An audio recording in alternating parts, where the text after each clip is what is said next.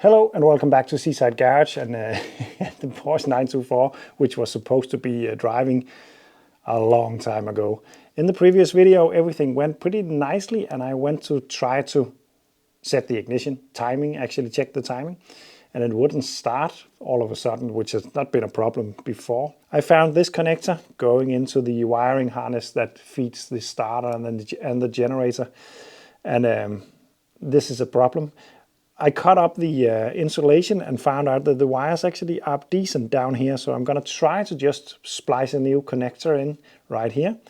And then hopefully it will just work. Yeah. Firstly, I'm going to disconnect the battery. And then I'm going to try to fit some new connectors to this one.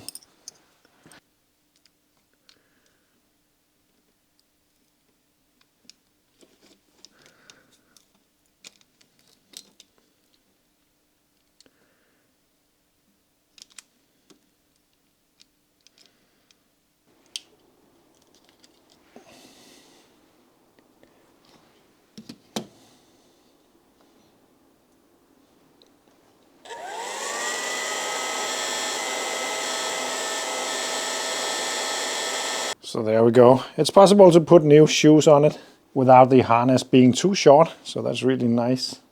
And then I should be able to just push the old wires out of this. Like that. And push the new one in. Like that. And then I'm going to do that to the rest of them.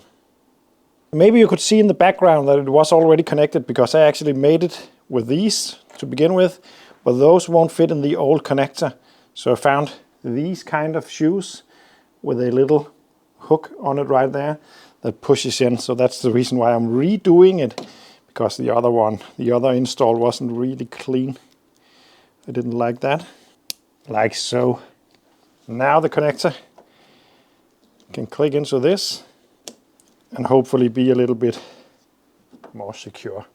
But story time, because stuff has happened behind the camera. As mentioned, I already did the repair once and I also tested it. That was the reason why I decided to make it a little bit more clean, because the connection was loose and I didn't like it. So I got the right shoes and fixed it. But then I went to try to start the car and the exact same thing happened, which is not a lot, just a click, nothing more than that. So I did start to consider if maybe something was wrong with that starter.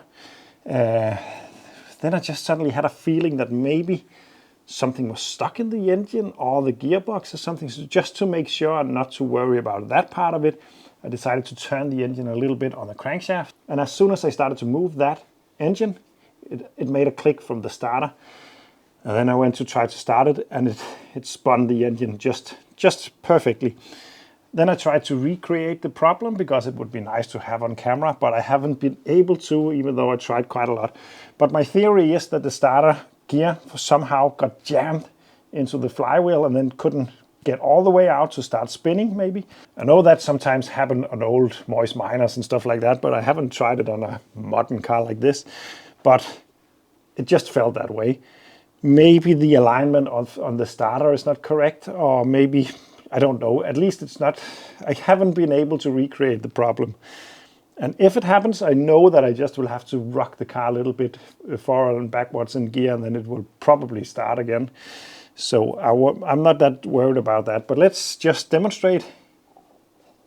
It could be really fun if the problem came back now that I'm recording, but I don't think it will. It would be pretty crazy. And by the way, the engine hasn't been started since last night because I discovered all this last night. I had to go to the shops to go get the correct cable shoes this morning. So the engine is completely cold now. And let's try. It fires up immediately. It's running a little bit lumpy to start with, but it's firing up immediately, and that's the most important bit.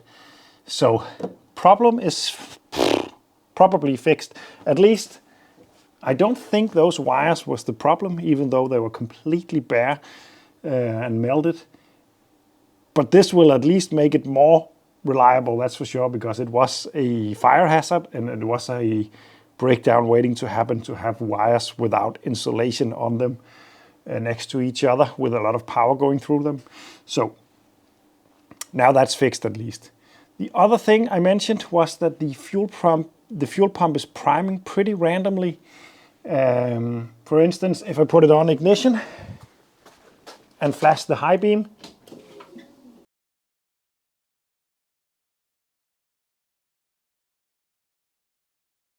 I don't know if you can hear it, but the fuel pump primes each and every time I put high beam on. And if I just knock the engine on top of the distributor, yeah, there we go. And if I knock on the starter motor with a hammer, the fuel pump primes. Something is weird, but I figured out at least why, but not why, if that makes sense. But come take a look at this. Because if you look underneath here, I just took the wiring out. This is the fuel pump relay. It got a fuse in it. But the wires going from it are cut and put into this little thingy. The correct wires are lying back there. And yeah, I think it's just been, for some reason, wired up to do something differently than normal. I have two theories about it. One thing is that it could have had a starting issue at some point, or the signal that actually drives the fuel pump is somehow not working, and therefore it's wired into something else that is running when the engine is running. I don't know, but it could also be because of this. This car has apparently had an alarm system at one point. I can't find it now in the car, so maybe it has been disabled.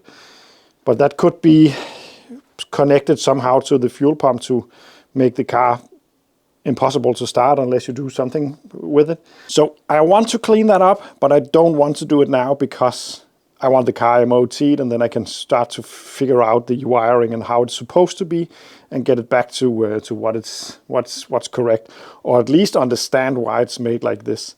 So I'm gonna leave that be for now at least and return to it later.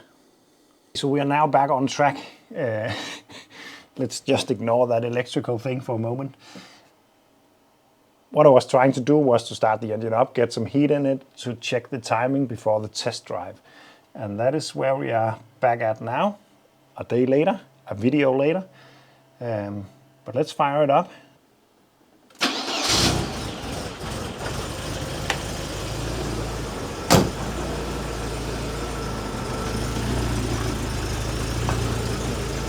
I very much want to put this car on the Sun engine analyzer, but it won't be this time because it's all the way in the back, and I want it to be driving. But at some point I will hook it up to that machine and get a test of everything. But right now I just want to check the timing. I'm just gonna use my timing gun for that. Cylinder number 1 is this one, pointing towards the spark plug like that. It's not working. It's the wrong polarity. Whoops. Still working though.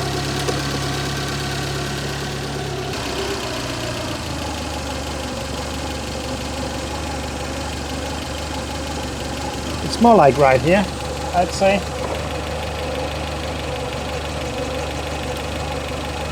But now I need to raise up the idle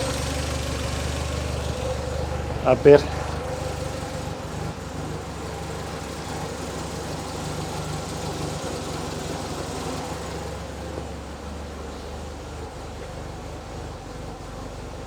That's actually back to where it was before, so that makes sense. It needs a bit more than this. So I'm back at adjusting. I just finished checking the timing again because I realized that I put it to after top dead center instead of before, which made the engine really sluggish. But now it's on point and correct. I'm adjusting the clutch now, and then I should be ready for the test drive. And now it's time for a test drive.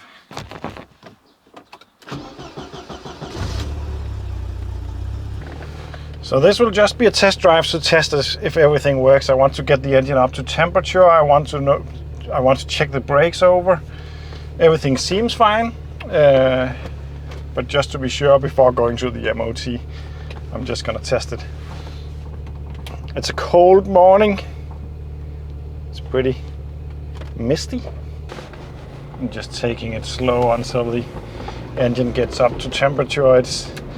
Remember, it was not a complete rebuild, but still the engine has been apart and new bearings has been fitted and all that. So I don't want to force anything. And the great thing about this car is that it got a transaxle and the transmission is in the back, making for very good weight distribution. But it also means that the gearbox will take a long time to heat up to running temperature. So I'm just gonna take it slow to begin with. So I'm just gonna give it a little bit of throttle. Yeah, there is power there. Feels completely right. And a bird. Great way to test the brakes. And water on the that went away. Nice.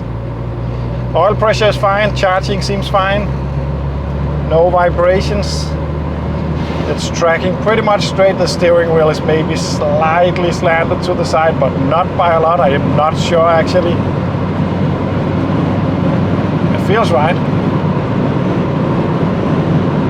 It feels really nice.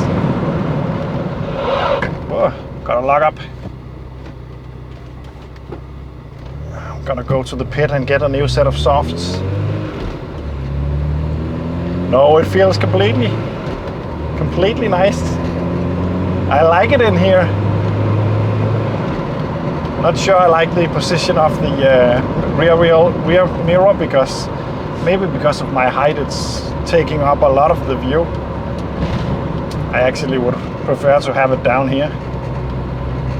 But yeah, other than that, the driving position is really nice.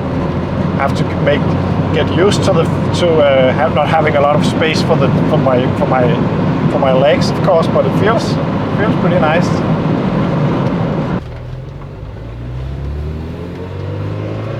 Oh, it's a beautiful morning. I think I need to do a little bit of adjustment to the clutch. It feels like I have to press it hard against the carpet to really get it to release. So it can be a little bit difficult to get it in gear. I think it just needs to be tightened up a little bit. In case you are wondering, I'm currently having testing number plates on the car.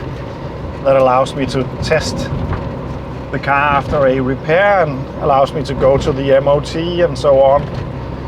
But I gotta say, I think the car is ready for an MOT. Unfortunately, it's Saturday, so I will have to wait until Monday. I had hoped that I had time to do it yesterday, but the clutch adjustment. But the clutch adjustment and the timing redoing meant that the MOT station was closed when I was ready. So I'll have to wait until Monday. And probably I have missed something because I tend to always miss some kind of little thing. But hopefully it's not a big thing. So if all goes well, this car should get number plates in the next week at least. And now it's time to see how slow this Porsche is. Woohoo! And it's 80. Of course, it's not a speed machine, but it feels really poised. I like that. I got a Porsche and it works. That's pretty nice. See you in the next one.